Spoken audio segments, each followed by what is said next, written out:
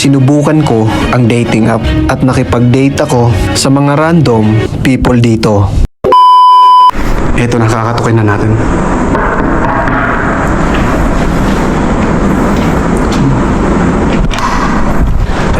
Ops, teka lang. Bago natin siya nakilala, eto muna ang mga nangyari. Pumunta ako sa dating app at doon ako naghanap ng makakadate natin at papayag sa gagawin nating content.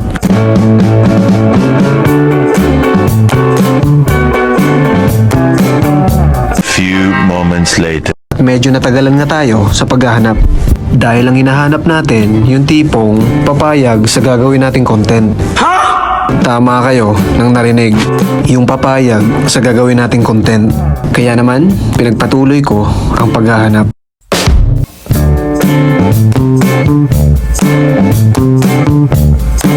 First time ko gumamit ng dating app at nagulat ako sa mga taong nakatambay dito na talaga namang pati kayo magugulat din. Iba't ibang istorya sa bawat bio nila, mga kanya-kanyang ugali na dapat magmamatch sa mga gusto nila. Yung iba dito gusto ng serious relationship, yung iba dito gusto kaibigan lang, at yung iba naman dito ayaw ng may asawa at mga anak. At eto, magugulat kayo sa sasabihin ko, yung iba naman dito hanap.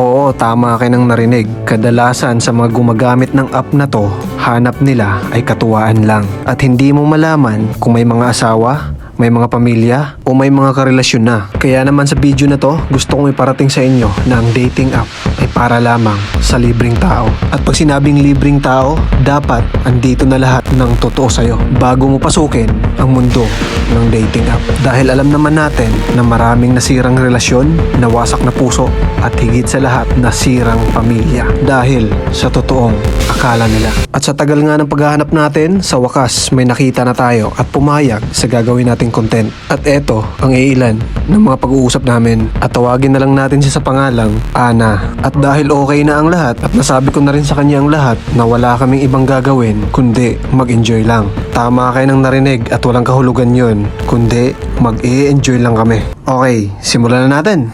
Pero bago ang lahat, tara, samahan niyo muna akong dalawin ang aking cute na pamangkin. So guys, bumili muna tayo saglit ng pasalubong. Okay.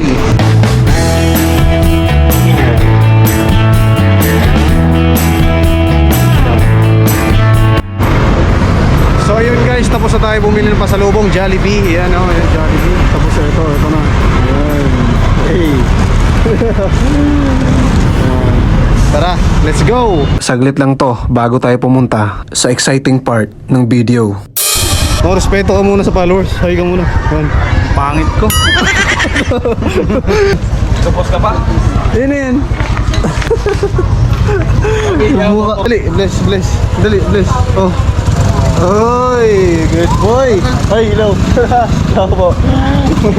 Ay, sino yun? Sino yun, oh? Sino yun? Naglalakad. Good. Yung pasalubong po. Oh, lalo, brum. Wow.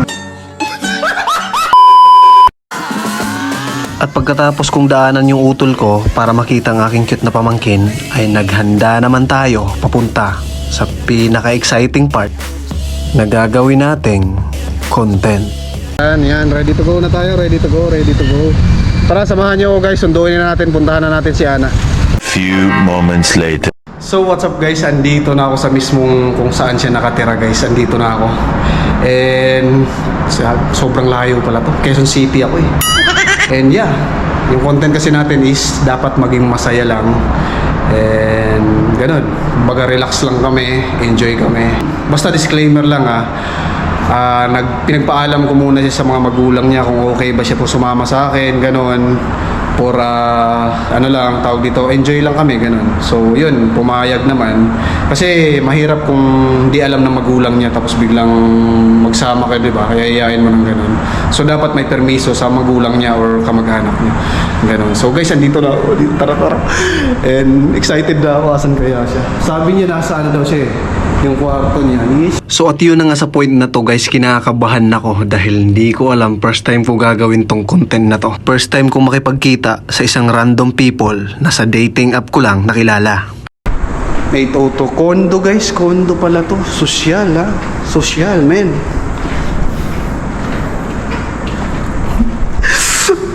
Guys, kinakabahan ako. Kinakabahan ako na parang ano. Siyempre first time nating content na gagawin tong ganito eh.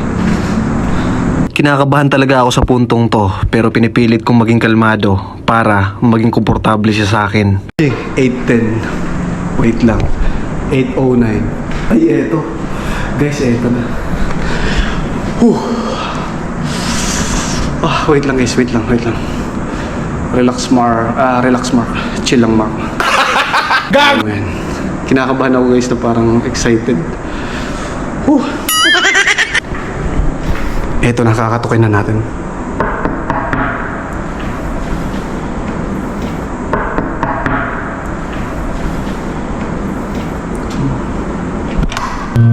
Unang kita pa lang sa'yo'y nabihag mo.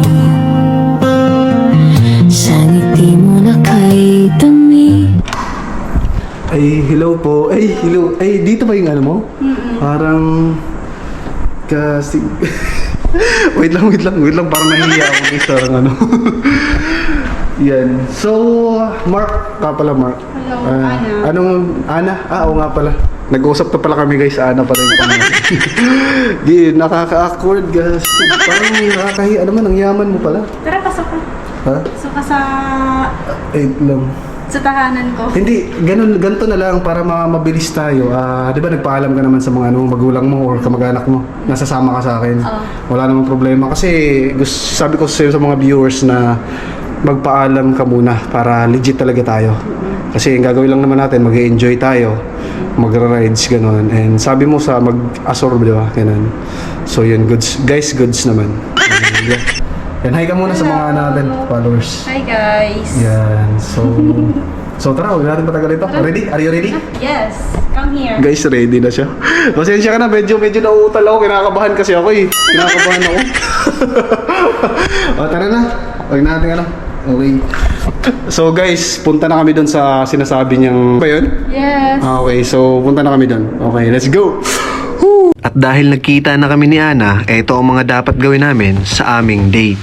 Okay, una, gumala at mag-nature trip. Pangalawa, bawal magkwento ng nakaraan. Pangatlo, magkwentuhan at magtawanan. At ang pang-apat, mag-enjoy at maging masaya lang dapat.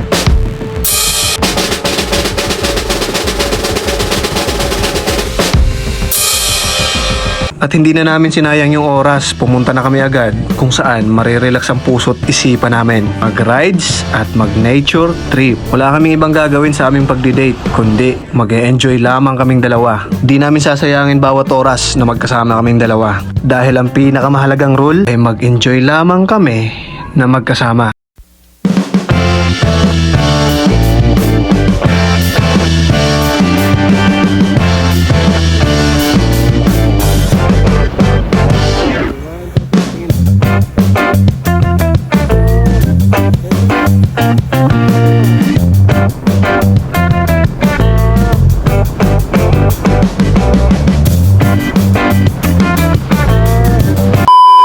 Sa puntong to, sobrang saya ng nature trip namin at hindi ko pala namalayan na palubat na pala yung camera ko at wala din akong dalang power bank. Sobrang nag-enjoy kami sa aming nature trip. Masayang tawanan, mga kwentuhan, kasama ang kalikasan. At pagkatapos ng nature trip namin, bumalik na kami agad sa city at doon na namin lahat binuhos ang lahat ng natitirang energy namin.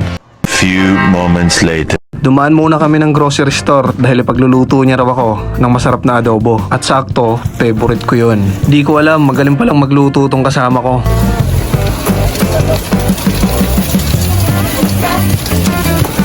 Lola, panis! Oh, angas! Ikaw yung main character ng vlog niya. Eh, saan?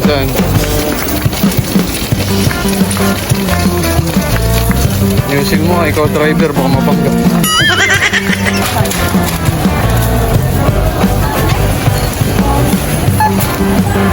Sungit mo madam ah. Hindi ka marunong umiti sa camera.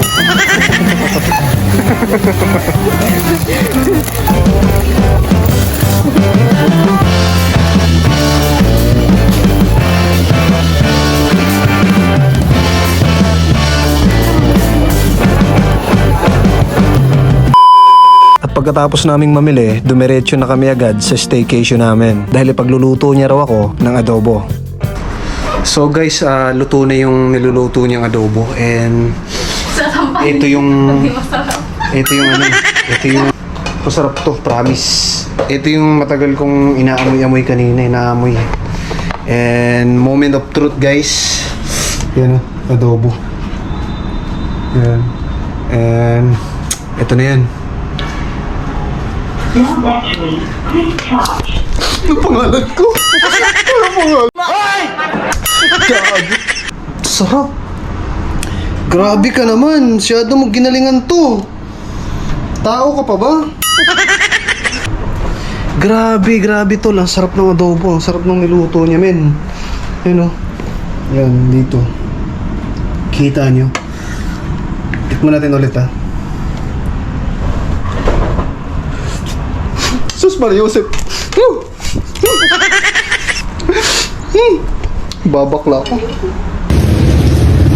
Babakla ako guys. Sarap. Tara, kain tayo guys. Sobrang nagulat talaga ako sa niluto niya dahil hindi ko akalain na makukuha niya yung timpla na gusto kong luto sa adobo. At masasabi ko talagang may talent siya sa pagluto. Sakto naman, sobrang gutom na namin kaya di na namin pinatagal. Kumain na kaming dalawa. Tara, kain tayo. Kain.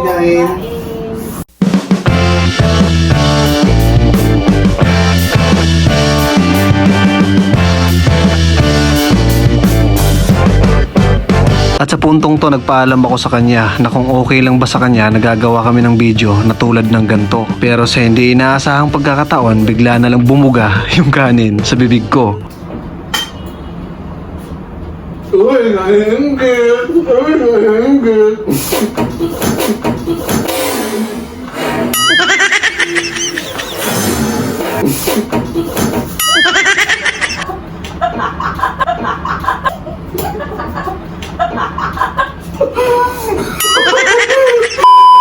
At pagkatapos namin kumain, nagpahinga lang kami saglit, dumiretso na kami sa sikat na swimming pool nila dito na nagwe-wave daw. Sobrang saya pala ng ganitong experience na makipag-date ka sa isang random people. Wala kaming ibang ginawa, kundi mag-enjoy lamang kaming dalawa. Ang saya niyang kasama dahil lagi lang siyang go sa lahat ng gagawin kong content. So kaya naman, samahan niyo kami sa last banding namin bago matapos ang video na to at bago kami magkanya-kanya at maghiwalay. So guys, parang nasa Boracay talaga yung vibes na parang yun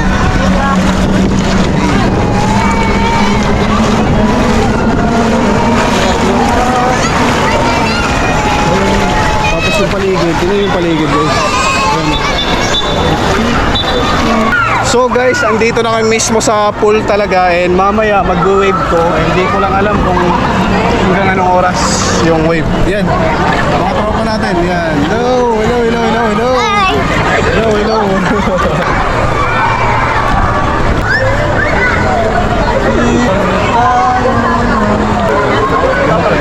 1, 3, 2, 1. Oh, hinggit ka na naman oh. Nakatingin ka na naman.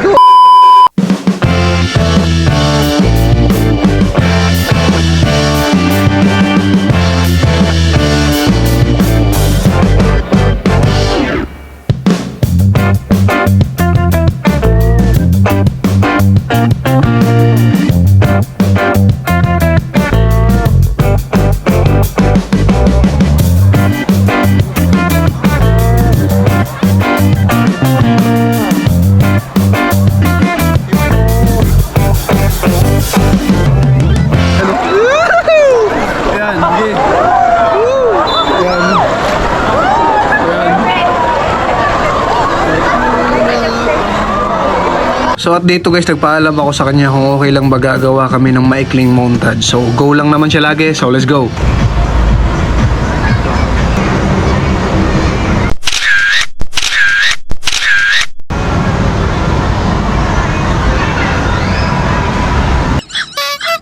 Pagkatapos nga namin mag-swimming, bigla kami nakaramdam ng gutom. Kaya naman, kumain muna kami.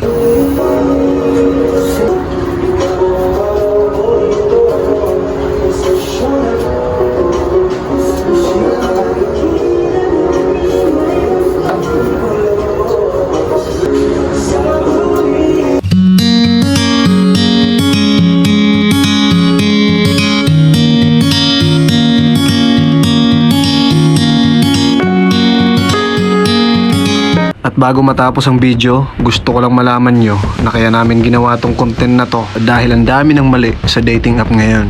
Ang dating app ay para lamang sa mga taong walang tinatago sa buhay. Mga taong naghahanap ng serious relationship. Bawal ka dito kung may asawa ka na, may karelasyon ka na. So what's up guys? Kumusta kayo? Grabe, sobrang napagod ako. Pero ito yung pagod. Worth it guys, alam niyo yun. Kasi eto hinatid ko na si Ana sa niya, kung saan siya nag-stay. And yun, may konting katanungan lang tayo kay Ana, ganon. And may tatanong ako sa'yo, kumusta naman yung bonding natin, yung staycation natin sa nag-enjoy ka ba? Okay lang ba sa'yo?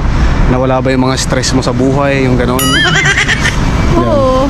Nagpapasalamat ako sa'yo kasi sinumahan mo ako sa masasayang memories na mababaon ka na naman. Then, ngayon, medyo lakas na mo yung boses ko, baka di marinig ng followers natin. Baka di marinig yung followers. Ayan. Okay. Yan. So guys, nagpapasalamat ako kay Mark kasi sinamahan niya ako sa Ano ba? sa memories na babaunin ko na naman. Oo. Kasi matagal-tagal na naman tayo magkikita kasi nga Oo. parehas kaming may work. Huwag mo sabihin na matagal magkita kasi ako parang parang gusto ko pang i-part 2 to part 2. Parang gusto ko pang i-part 2 to guys. Oo, kasi ako naman, ang comment ko naman, ay sir, ano lang sir. Ano lang po. Ihatid ko lang po, okay. Thank you. Yun, di guys, may kasi may nagsisita dito yun. Bawal kami dito. Oo. So ako kasi ay, gusto ko ng part 2 and tatanungin ko, pwede ba yung part 2? Pwede ba yan? Siyempre naman, why not, diba? Guys, narinig nyo! Part 2 tayo mga tol!